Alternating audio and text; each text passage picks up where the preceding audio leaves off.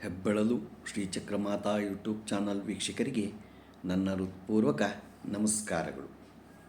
ಸುಭಾಷಿತ: ಒಂದು ಸಣ್ಣ ಬಿರುಕು ಒಂದು ದೊಡ್ಡ ದೋಣಿಯನ್ನೇ ಮುಳುಗಿಸುತ್ತದೆ. ಒಂದು ಸಣ್ಣ ನೋವು ಒಂದು ದಿನದ ನೋವನ್ನು ಕೊಲ್ಲುತ್ತದೆ. ಆದರೆ ಒಂದು ಪುಟ್ಟ ಮೆಸೇಜು ನೀವು ಎಲ್ಲೇ ಇದ್ದರೂ ಅದನ್ನು ನೆನಪಿಸುತ್ತೆ. ನಾವು ತಿಳ್ಕೋಬೇಕಷ್ಟೆ. ಸಣ್ಣ ದೋಣಿ, ಒಂದು ದೊಡ್ಡ ದೋಣಿ ಇದ್ದರೆ ಒಂದು ಸಣ್ಣ ಒಂದು ರಂಧ್ರ ಅದನ್ನು ಮುಳುಗಿಸುತ್ತೆ, ಗೊತ್ತಾಯ್ತಾ?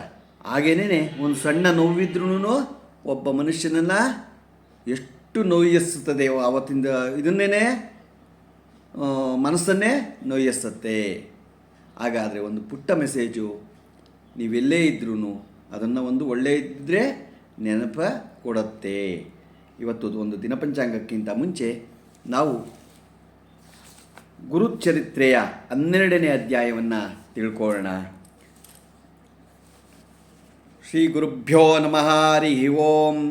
ಗಣಾನಾಂ ತ್ವಾ ಗಣಪತಿಂ ಹವಾಮಹೇ ಕವಿಂ ಕವೀನಾಪಮಶ್ರವಸ್ತಮಂ ಜ್ಯೇಷ್ಠರಾಜಂ ಬ್ರಹ್ಮಣಾಂ ಬ್ರಹ್ಮಣಸ್ಪತ ಆನುಶೃಣ್ವನ್ನೋತಿಭಿಸ್ಸೀದಸಾದನಂ. ಎಲ್ಲ ಭಕ್ತಿಯಿಂದ ಕೇಳಿ, ನಿಮಗೆಲ್ಲ ಕಷ್ಟವೂ ಪರಿಹಾರ ಆಗತ್ತೆ. ಗುರುಚರಿತ್ರೆನ ಕೇಳಬೇಕು ಮನೆಯಲ್ಲಿ.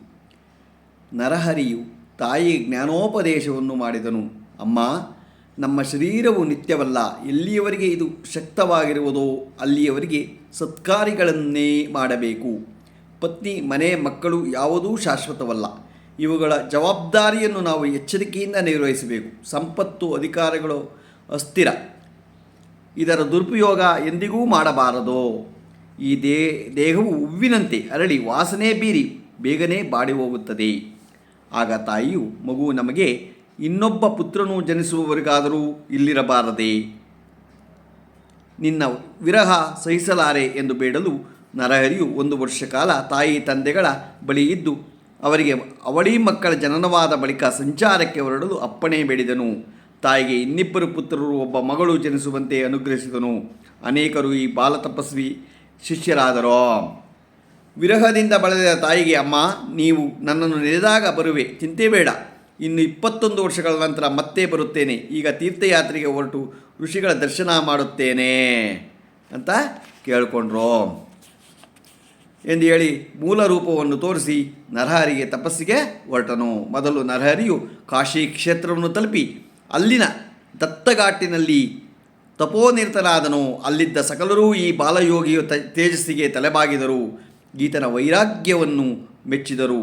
ಆಗ ಅಲ್ಲಿಗೆ ವಯೋವೃದ್ಧರು, ಜ್ಞಾನವೃದ್ಧರೂ ಆದ ಕೃಷ್ಣ ಸರಸ್ವತಿ ಎಂಬ ಯತಿಗಳು ಬಂದರು.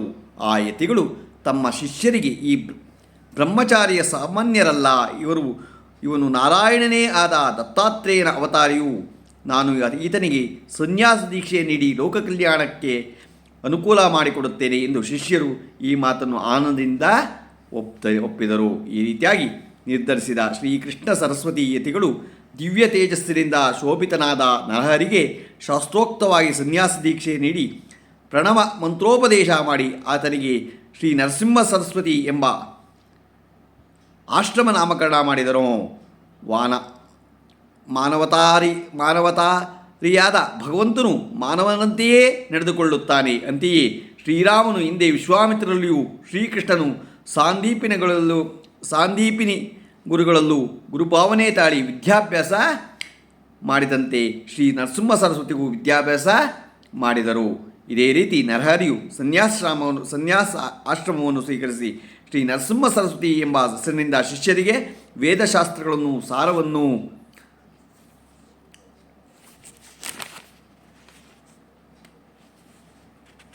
ಗುರುಮುಖೇನ